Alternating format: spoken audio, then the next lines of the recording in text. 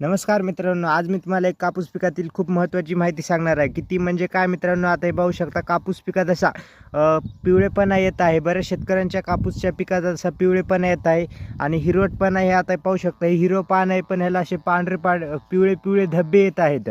तर ते कशामुळे येत आहेत, ह्या व्हिडिओच्या माध्यमातून मी तुम्हाला संपूर्ण माहिती सांगणार आहे. त्यामुळे चॅनलवर नवीन असाल तर चॅनलला सबस्क्राईब करा आणि आपला व्हिडिओ जास्तीत जास्त शेतकऱ्यांना शेअर करा. तर हे पाहू शकता, असे पिवळे पिवळे धब्बे येत आहेत आणि शेंड्यावर तर पूर्ण पिवळेपणा आहे. तर मित्रांनो, हे काऊन येत आहे?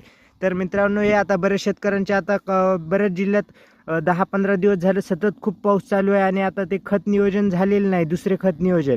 तर ते त्या पिकाला खत नियोजन लवकरात लवकर करावं. जे शेतात असा पिवळेपणा येत आहे, कारण हे पिवळेपणा खत नियोजन नाही केल्याने पिकाला अन्नद्रव्याची कमतरता भासत आहे. त्यामुळे असे पाणी पिवळे पडत आहेत. आपली माहिती कशी वाटली? चॅनलला नवीन असाल तर चॅनल